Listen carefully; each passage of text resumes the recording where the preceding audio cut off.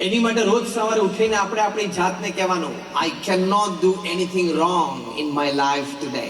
Repeat with me what I say. I can not do anything wrong in my life today.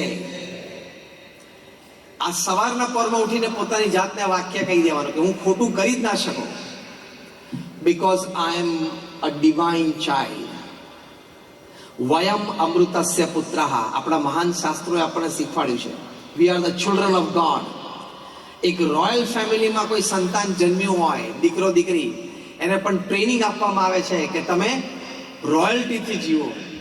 તો વયમ અમૃતસ્ય પુત્રઃ, we are the children of God.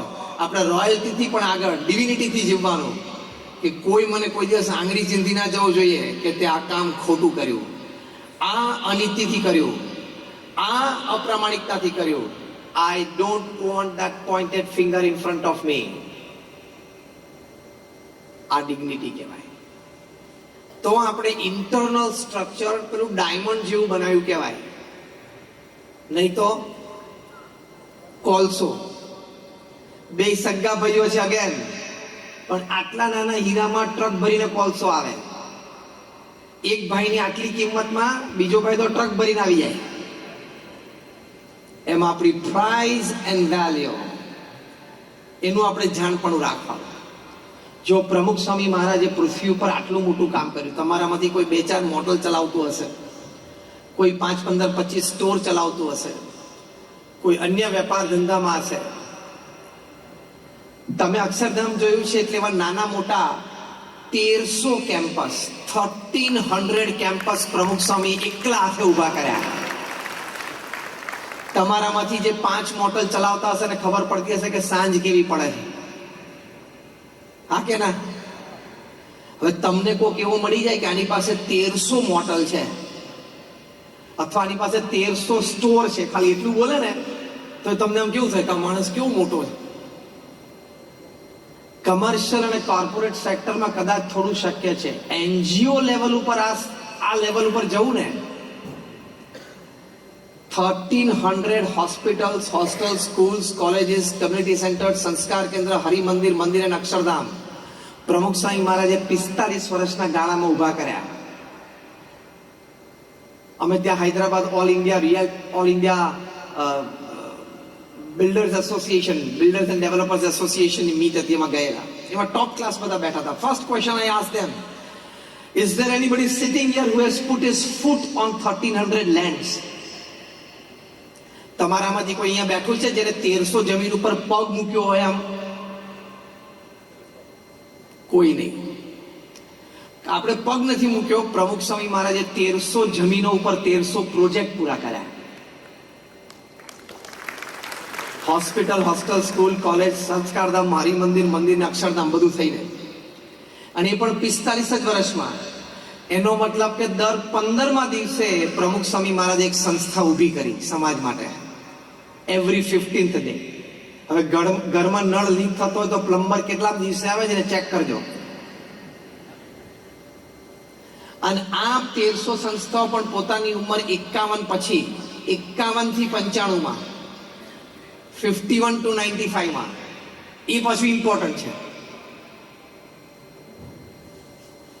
પણ એમના જીવનમાં નીતિમત્તા અને પ્રામાણિકતા કેટલી હતી? એમને કોઈ પૂછ્યું કયો વિચાર તમારા મનમાં હંમેશા રહે છે? એમને કહ્યું જે વિચાર મને ક્યારેય નથી આવે હું કહું. એમણે કહ્યું કે કોઈનું પણ અહિત થાય એવો વિચાર મને જીવનમાં ક્યારેય નથી આવે. કેટલું પ્રામાણિક જીવન કહેવાય. અને અમે તો બહુ નજીકથી 30 વર્ષ એમની સાથે રહ્યા છીએ. એમની દિનચર્યા અને એમની વિચારધારાથી ખૂબ પરિચિત છીએ. પ્રમુખ સ્વામી મહારાજ 51 વર્ષની ઉંમર પછી દુનિયાના 60 દેશોમાં 18,000 ગામો અને શહેરોમાં જાતે ગયા.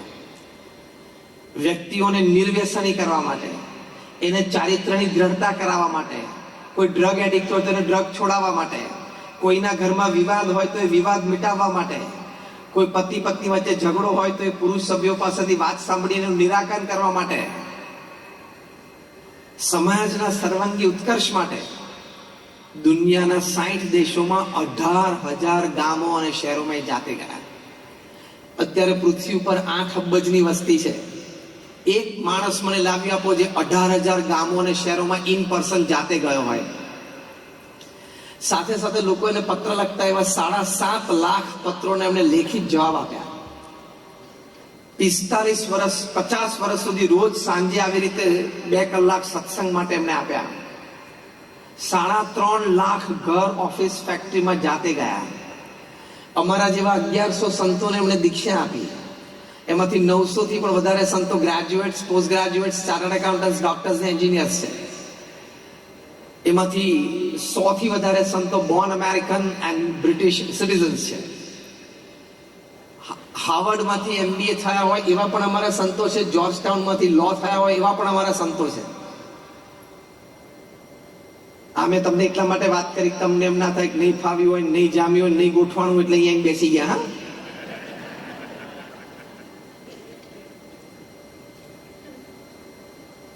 તમારામાંથી ઘણા યંગસ્ટર્સ અહીંયા બેઠા છે. 1990 કે 90 પછી જન્મ્યા. આંગળી ઊંચી કરો તો હાથ ઊંચા કરો. Born in 90 or after 90, rays your hands. ઘણા બધા છે. તમે જેને હાથ ઊંચો કર્યો ને, તમે લોકો જન્મ્યા ને પહેલા મેં મારું એન્જિનિયરિંગ પૂરું કરી દીધું, અને એ પણ ગવર્મેન્ટ કોલેજમાંથી, પ્રાઇવેટમાંથી નહીં. 54% કોમ્પ્યુટરમાં એન્જિનિયરિંગમાં એડમિશન મળ્યું એવું નહીં. 45% કમ્પ્યુટર એન્જિનિયરિંગમાં એડમિશન મળ્યું નહીં. 80,000 નો વોલેન્ટિયર ફોર્સ કરે. આ હું તમને એટલા માટે સ્ટેટિસ્ટિક્સ કહું છું, તમે પણ આ સ્ટેટિસ્ટિક્સ સુધી ક્યાંક પહોંચી શકો છો. ઇન્ટરનલ ડિઝાઇન ચોખ્ખી રાખજો. આ લેવલ સુધી ખાલી બુદ્ધિમત્તા, આવડત, હોશિયારી ને પૈસાથી ના પહોંચાય. આ લેવલ ઉપર જો ને 2-5 મોટલો કરવી હોય, 2-4 સ્ટોર કરવા હોય તો બુદ્ધિમત્તા ને પૈસા ને આવડત થી ચાલે. આ લેવલનું એમ્પાયર ચલાવવું હોય ને તો અહીંયા અને અહીંયા ક્લેરિટી જોઈએ, અને અહીંયા ને અહીંયા પ્યોરિટી જોઈએ. 2 વસ્તુ જોઈએ, પ્યોરિટી એન્ડ ક્લેરિટી. તો જ આ લેવલ સુધી જવાય, બાકી શક્ય જ નથી. અહીં અમેરિકામાં એમને 30 થી 40 શહેરોએ કીધું તો સિટી આપી. બ્રિટિશ પાર્લામેન્ટ, કેનેડાની પાર્લામેન્ટે સ્ટેન્ડિંગ ઓવેશન સાથે એમને સન્માન કર્યા. પણ તમને આશ્ચર્ય થશે કે 2 માંથી એકે અક્ષરધામમાં, ગાંધીનગરમાં કે દિલ્હીમાં કઈ પ્રમુખ સ્વામી મહારાજના અચીવમેન્ટ, સાહેબની કી ટુ ધ સિટીઝ, આ બ્રિટનના પ્રાઇમ મિનિસ્ટર જ્હોન મેજર એમને મળ્યા, અમેરિકાના પ્રેસિડેન્ટ બિલ ક્લિન્ટન એમને મળ્યા, એવા કોઈ એક્ઝિબિશન એમણે ગોઠવ્યા નથી. દિલ્હી અક્ષરધામ પૂરું થયું પછી ડોક્ટર સુબ્રમણ્યમ, જે લેનોક્સ હિલ હોસ્પિટલના મુખ્ય ડોક્ટર છે, 5,000 નો સ્ટાફ એમના નામે નભે છે ન્યુયોર્કમાં. એમણે પૂછ્યું પ્રમુખ સ્વામી કે what is your next project? પ્રમુખ સ્વામી મહારાજે કહ્યું અમારો પ્રોજેક્ટ તો ભક્તિ કરવી અને સમાજ સેવા કરવી 2 જ છે, વચ્ચે અક્ષરધામ તો એમને ઊભા થઈ જાય. આ Swaminarayan Akshardham is a byproduct. કેટલી ક્લેરિટી હશે, કેટલી પ્યોરિટી હશે, અને મોસ્ટ ઇમ્પોર્ટન્ટ સ્ટેપ કેટલી ઈગોલેસનેસ હશે. એટલે આપણે 2-5 મોટલ કે 2-5 સ્ટોરો એમાં ઈગો નહીં આવવા દેવાનો કે આપણે બાપુ ઘણું કામ કર્યું. કારણ કે ઈગો કોઈક દિવસ આપણને પછાડે. એટલે ઈગોલેસ રહેવાનું કે જે કંઈ થયું છે એ મને સાથ સહકાર મળ્યો છે, પરિવારનો પ્રેમ મળ્યો છે, મિત્રોનો સહકાર ને પ્રેમ છે, મારા એમ્પ્લોઈઝની વફાદારી છે, અને ભગવાનની કૃપા છે. આ બધું કોઈ એમ કેમ કે is a self made main. મને આ શબ્દ જ ગમતો નથી. Is a self made main. Nobody self made. છેવટે તારા પત્ની તને રસોઈ કરીને જમાડતા હતા ત્યારે તું ઓફિસ જતો હતો ને. એટલે you have some support from some sector. Even your driver plays a role, even your clerk plays a role, even your friends who has a session of laughter with you plays a role in your energy for your business. એટલે કોઈ જાતનો અહમ આવવા દેવો નહીં, તો જો તમારી પ્રગતિ જબરજસ્ત થાય. અહમ હોય ને એટલે માણસના અભિગમ નીચે બધું ઘણા સદગુણો અને કાર્યશક્તિ દબાઈ જાય. અહમ ના હોય તો આ બધું ખીલી ઉઠે. બીજી વાત આપણે કરી ક્લેરિટી, આ પ્રથમ વાત. બીજી વાત આપણે કરી પ્યોરિટી,